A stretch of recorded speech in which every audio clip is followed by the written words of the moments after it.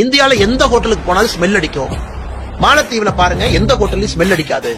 அப்ப நீங்க எல்லாம் மாலத்தீவை முந்திரலான்னு கனவுல கூட யோசிக்காது.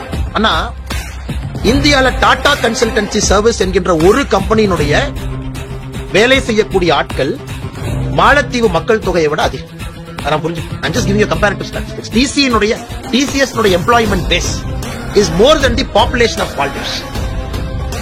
அந்தமான் நிக்கோபாரை பத்தி நான் பேசவே விரும்பல. நம்ம அந்தமான் நிக்கோபார் எடுத்துட்டோம்னா மாலத்தீவு வந்து தீப்பெட்டியில் இருக்கக்கூடிய ஒரு தீக்குச்சி. அதனால் இன்னைக்கு இந்தியா மக்கள் ரியாக்ட் பண்றாங்க. ஈஸ்ட் மை ட்ரிப் சொல்லிருக்காங்க. நாங்க இனி மாலத்தீவு ஈஸ்ட் மை ட்ரிப் நமக்கு தெரியும், இந்தியால நம்பர் 2 புக்கிங் வெப்சைட். நாங்க எல்லாத்தையும் கேன்சல் பண்ணிட்டோம். புதுசா மாலத்தீவுக்கு எந்த விதமான ஆர்டர் நாங்க எடுக்க போறது இல்ல, யாரும் போகாது. சச்சின் டெண்டுல்கர், சல்மான் கான், முக்கியமான செலிபிரிட்டிஸ் எல்லாருமே ட்வீட் போடுறாங்க, இந்தியாவில் இருக்கக்கூடிய பீச் சிந்துகர்ல இருந்து நம்ம அங்க போவோம். எதுக்கு மாலத்தீவு போவோம்? உடனே மாலத்தீவு அரசு பேனிக் ஆகுது. 2 அமைச்சர்களை பாராளுமன்ற எம்பி சஸ்பெண்ட் பண்றாங்க.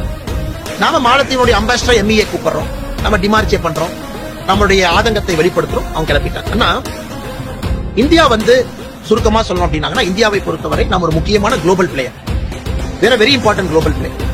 எந்த நாடுகளும் கூட இந்தியாவை சாதாரணமாக இப்ப எடை போட முடியாது. அந்த அளவுக்கு நமக்கு ஒரு கிளவுட் இருக்கு, இன்டர்நேஷனல் அப்பீல் இருக்கு.